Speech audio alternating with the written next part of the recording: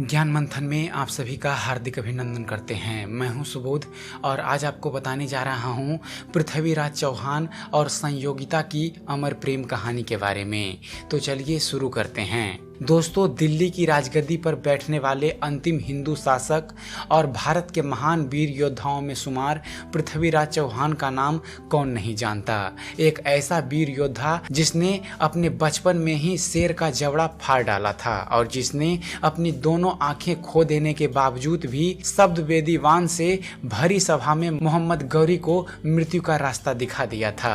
ये सभी जानते हैं कि पृथ्वीराज चौहान एक वीर योद्धा थे, लेकिन ये बहुत कम ही लोगों को पता होगा कि वो एक प्रेमी भी थे। वो कन्नौज के महाराज जयचंद्र की पुत्री संयोगिता से बेइंतहा प्रेम करते थे। दोनों में प्रेम इतना था कि राजकुमारी को पाने के लिए पृथ्वीराज चौहान स्वयंवर के बीच में उनका अपहरण कर लाए थे। आज इस वीडियो में हम आपको संयोगिता और पृथ्वीराज चौहान की प्रेम कहानी से लेकर मोहम्मद गौरी के अंत तक की कहानी सुनाएंगे। सबसे पहले आपको बतलाते हैं कि दिल्ली की सत्ता संभालने के साथ कैसे हुआ था पृथ्वीराज चौहान को संयोगिता से प्यार। दोस्तों, बात उन दिनों की है जब पृथ्वीराज चौहान अपने नाना और दिल्ली के सम्राट महाराजा अनंगपाल की दिल्ली की राजगद्दी पर बैठे। गौरव तलब है, महाराजा अनंगपाल को कोई पुत्र नहीं था, इसलिए उन्होंने अपने दामाद अजमेर के महाराज और पृथ्वीराज चौहान के पिता सोमेश्वर सिंह चौहान से आग्रह किया कि वे पृथ्वीराज को दिल्ली का युवराज घोषित करने की अनुमति प्रदान करें। महाराजा सोमेश्वर सिंह ने सहमति जता दी और पृथ्वीराज को दिल्ली का युवराज घोषित कर दिया गया। काफी राजनीतिक संघर्षों के बाद पृथ्वीराज दिल्ली के सम्राट बने। दिल्ली की सत्ता संभालने के साथ ही पृथ्वीराज को कन्नौज के महाराज जयचंद्र की पुत्री संयोगिता भा गई। उस समय कन्नौज में महाराज जयचंद्र का राज था। उनकी एक खूबसूरत राजकुमारी थी जिसका नाम संयोगिता था। जयचंद्र पृथ्वीराज की यश वृद्धि से ईर्ष्या का भाव रखा करते थे।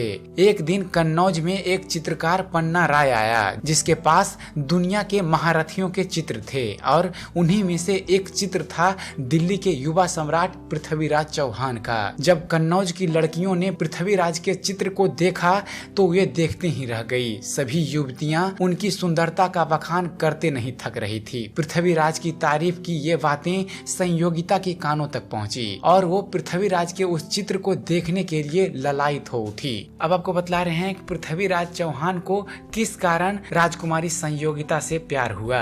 दोस्तों, संयोगिता अपनी सहेलियों के साथ उस चित्रकार के पास पहुंची और चित्र दिखाने को कहा। चित्र देख पहली ही नजर में संयोगिता ने अपना सर्वस्व पृथ्वीराज को दे दिया, लेकिन दोनों का मिलन इतना सहज न था। महाराज जयचंद्र और पृथ्वीराज चौहान में कट्टर दुश्मनी थी। इधर चित्रकार ने दिल्ली पहुंचकर पृथ्वीराज से भेंट की और राजकुमारी संयोगिता का एक चित्र बनाकर उन्हें दिखाया, जिसे देखकर पृथ्वीराज के मन में भी संयोगिता के लिए प्रेम उमड़ पड़ा। उन्हीं दिनों महाराजा जयचंद्र ने संयोगिता के लिए एक स्वयंवर का आयोजन किया। इसमें विभिन्न राज्यों के राजकुमारों और महाराजाओं को आमंत्रित किया गया, लेकिन ईर्ष्यावश जयचंद्र ने इस स्वयंवर में पृथ्वीराज चौहान को आमंत्रण नहीं भेजा।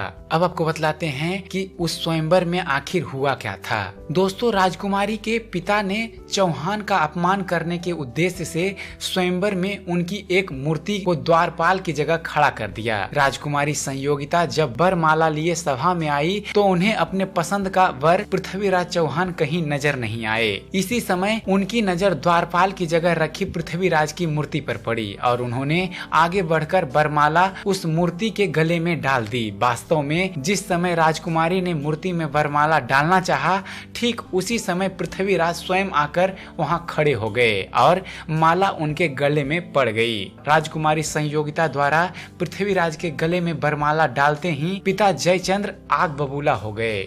वह तलवार लेकर संयोगिता को मारने के लिए आगे आए, लेकिन इससे पहले कि वो संयोगिता तक पहुंचे, पृथ्वीराज संयोगिता को अपने साथ लेकर वहां से निकल पड़े थे। स्वयंवर से राजकुमारी को उठाने के बाद पृथ्वीराज दिल्ली के लिए रवाना हो गए। आगे जयचंद्र ने पृथ्वीराज से बदला लेने करने के उद्देश्य से मोहम्मद गौरी से मित्रता कर ली और दिल्ली पर आक्रमण कर दिया। पृथ्वीराज ने मोहम्मद गौरी को 16 बार परास्त किया, लेकिन पृथ्वीराज चौहान ने सहृदया का परिचय देते हुए मोहम्मद गौरी को हर बार जीवित छोड़ दिया। राजा जयचंद्र ने गद्दारी करते हुए मोहम्मद गौरी को सैन्य मदद की और इसी वजह से मोहम्मद गौरी की ताकत दुगनी हो गई तथा 17वीं बार के युद्ध में पृथ्वीराज चौहान मोहम्मद गौरी के द्वारा पराजित होने पर पृथ्वीराज चौहान को मोहम्मद गौरी के सैनिकों द्वारा उन्हें बंदी बना लिया गया एवं उनकी आंखें गर्म सलाखें से जला दी गई। इसके साथ अलग अलग तरह की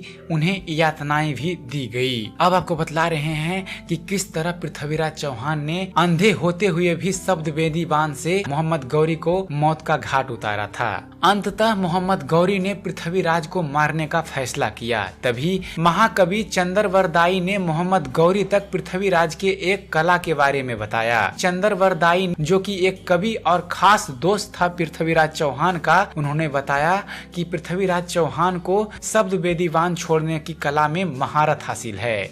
यह बात सुनकर मोहम्मद गौरी ने रोमांचित होकर इस कला के प्रदर्शन का आदेश दिया। प्रदर्शन के दौरान गौरी के मुख से निकले हुए सावास आरंभ करो लफ्ज के उद्घोष के साथ ही भरी महफिल में चंद्रवरदाई ने एक दोहे द्वारा पृथ्वीराज चौहान को गौरी के बैठने के स्थान का संकेत दिया, जो इस प्रकार था। 4 बास 24 गज अंगुल अष्ट प्रमाण, ता ऊपर सुल्तान है मत चूको चौहान। तभी अचूक शब्द वेदीवान से पृथ्वीराज चौहान ने गौरी को मार दिया। साथ ही दुश्मनों के हाथों मरने से बचने के लिए चंद्रवरदाई और पृथ्वीराज ने एक दूसरे का वध कर दिया। जब संयोगिता को इस बात की जानकारी मिली तो वह एक वीरांगना की भांति सती हो गई। इतिहास के स्वर्ण अक्षरों में आज भी यह प्रेम कहानी अमर है। तो आशा करता हूँ पृथ्वीराज चौहान पर बनाया गया हमारा ये वीडियो आप सबको पसंद आया होगा। अगर जो आपको इस चैनल पर दी गई जानकारी पसंद आती है, आपको हमारे द्वारा बनाए गए वीडियो पसंद आते हैं, तो हमारे वीडियो को लाइक और शेयर करना ना भूलें। हमारे वीडियो के बारे में कमेंट कीजिए कि आपको यह कैसा लगता है और साथ ही साथ हमारे चैनल को सब्सक्राइब करना ना भूलें। हमारे चैनल को सब्सक्राइब कीजिए और देखते रहिए, जानते रहिए। धन्यवाद। जय हिंद।